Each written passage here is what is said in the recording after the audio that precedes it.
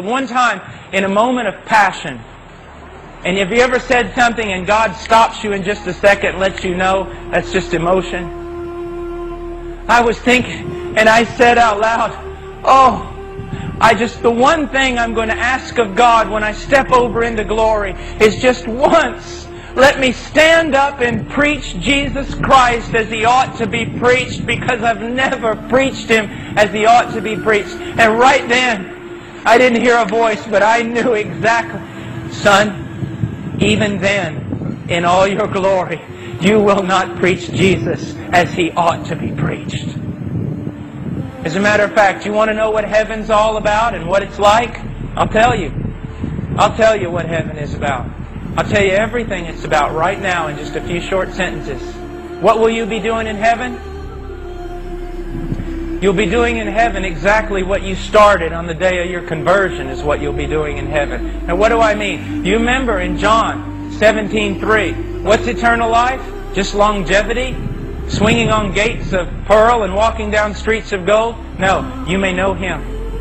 This is what you'll be doing. Let's say that eternity has days and nights. Okay, it doesn't, but let's just use that for an illustration. Before your conversion, you're just walking along blind to the glories of Christ.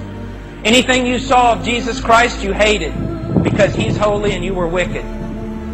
But on the day of your conversion, God regenerated your heart, gave you a heart. And you saw Jesus.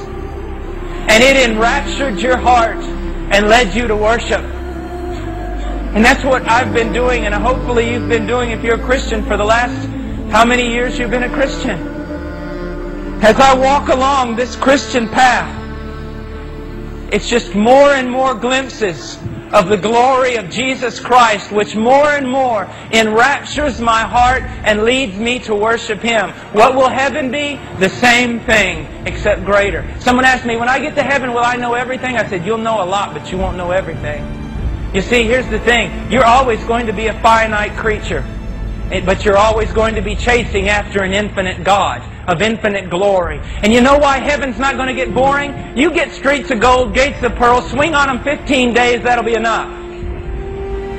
The reason heaven is not going to be boring is because in the morning you're going to wake up, and when you first walk over into heaven, you are going to see a vision of Jesus Christ that you have never seen before. It is going to lead you to such ecstasy that if your heart was not strengthened, it would kill you. And you're going to fall on your face and worship Him. And then you're going to go to bed. Remember, I'm making that part up.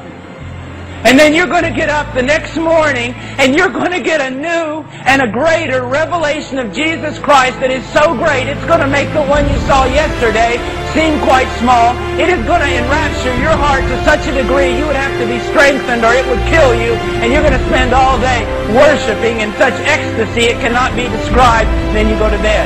Then you wake up the next morning and another. And you are going to spend the rest of your life chasing down the glories, the infinite glories of God. And that's why eternity's got to last a long time. But here's my admonition to you, Christian. Why start then? I've had some wonderful experiences in my life. Wonderful experiences. Things that would just get your adrenaline flowing, your emotions running. I have seen beauty. I have seen things. But I want to tell you something. Better is one day in His courts than thousands elsewhere.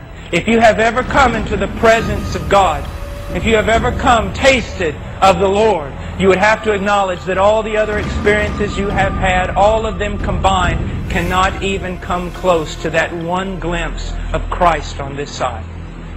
Follow hard after Him. Follow hard after Him. Some of you young people, God may be working in your life. Maybe you're thinking about the ministry. Don't worry about the ministry.